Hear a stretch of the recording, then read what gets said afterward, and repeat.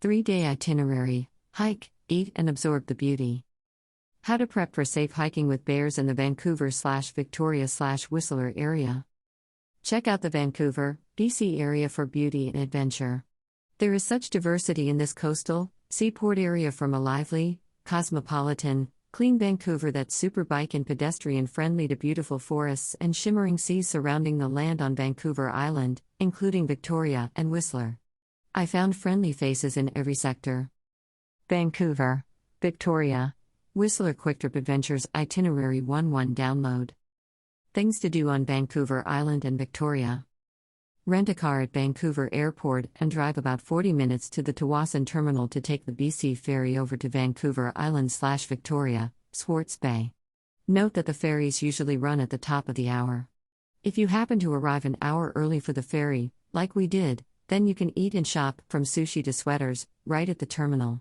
The ferry is a beautiful 90-minute journey mingling through many small forested islands. There is a nice coffee bar and restaurant on the ferry. Look for orcas. I spotted one spouting.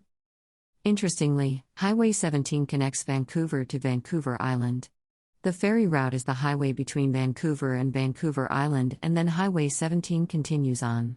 On Vancouver Island, every single thing must be brought by boat or seaplane, so I expected a tiny and quaint area and a small town of Victoria. Nope. Every store, restaurant, supplier, automotive, building, etc. that you could imagine is there. Even Toys R Us and Bed, Bath & Beyond stores in 2022. We stayed in the adorable James Bay section of Victoria, which is a small peninsula on the coastal side of the city of Victoria. Our suite hotel, James Bay Inn, Hotels.com, is a 100-plus-year-old suite inn with a lovely pub and restaurant underneath. Plus, it's a nice walk from there to Floyd's Diner, fantastic and friendly staff, with standard to funky delicious breakfasts. Also walkable to the Parliament Building. Victoria is the capital of British Columbia, seaport, shoreline and seaplane port. So many locals riding bikes and walking their way through this lovely small city. Fisherman's Wharf is a sweet area with colorful houseboats that are actually shops and restaurants, and also residences right on the Victoria Harbour. The Highlands area of Vancouver Island is hilly and tree-covered with little towns sprinkled in between. The hike for the day was in the Highlands at Jocelyn Hill. A 5.5-mile hike through a gorgeous canopy of trees with views of the Finlayson Arm, the body of water, along the way. Bear spray is a must, as some bears have been spotted here.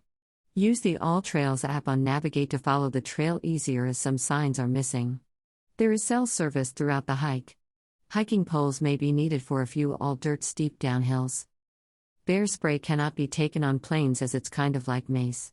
I purchased mine at Canadian Tire, which is a sporting goods store and seems to be everywhere in the Vancouver/Victoria area.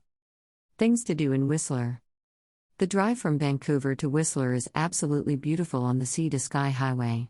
It's right along peaceful waterways, Howe Sound and Squamish River, for the entire ride, up and down mountains and beautiful cliffs flanked by tall pine trees. I drove it in the fall, although I imagine it's quite treacherous when there's any precipitation on the roads with all the twists and turns, and therefore, snow tires are required from October 1st to March 31st. There is also a bus that travels the same route. It takes about 2 hours to drive from Vancouver to Whistler. Whistler is ginormous, much larger than I realized. There are 2 villages connected by a path and a 10-minute walk or shuttle. There is an upper village which is kind of small, as far as amenities go, and the Whistler Central Village, which is huge and has a lot of everything. There's upscale shopping, souvenir shops, condos, restaurants, pubs, etc. We ate at the delicious Mongoli Grill for a super healthy and delicious dinner. The juvenile bear who was roaming the village of Whistler at 8 p.m.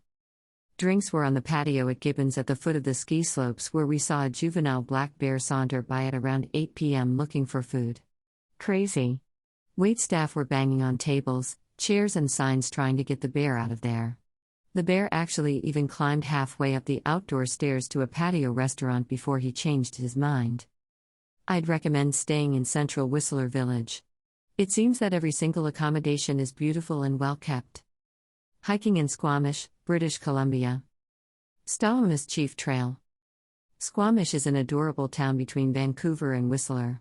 It is about 45 minutes south of Whistler, so we stopped, off the Sea to Sky Highway, on the way back to Vancouver for a hike. Breakfast/lunch was great at Lil Chef Bistro, which is tucked right off of the Sea to Sky Highway. Hiking was right in Squamish, a mecca for climbers. The famous hike is Stawamus Chief Trail.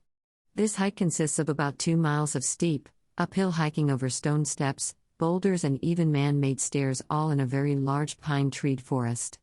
Precariously located boulders abound, the ones that are on the edge and just thinking about tumbling down while you're underneath them, but they've probably been like that for 100 years, smiley face. The Chief Trail is definitely a popular one, so worries about bears were lessened, but I was prepared nonetheless. It was a challenging but beautiful trek in the vast, dense Stawamus Chief Provincial Park forest with 2 sets of stairs and 2 sets of chains to assist with hoisting over the boulders near the top.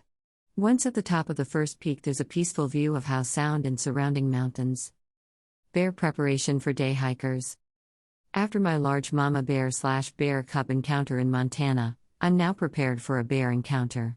I carry bear bell, a bell that hangs off my backpack, used so the bear is not startled or hears the sound and moves out. It has a magnet that stops it from ringing when not needed. Bear spray. Note that you cannot take bear spray on a plane. It's basically mace that shoots really far, so purchase it at your destination and give it away to another hiker if you don't use it. Smell-proof bags. I carry my snacks in here and apple cores, pits from fruit, etc. after eating. Satellite communicator/GPS system. When I encountered the Montana bear, there was no cell service at all in that national park. No one knew where we were, and there was no one on the trail at all. I worried that if we had encountered the bear on the way out of the out and back trail, fortunately, we were still going in when we saw the bears, then we would have difficulty finding another route back to the car.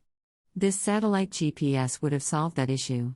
And I know what to do in the future. Don't run, my mistake. National Park Service has some good info on encountering bears.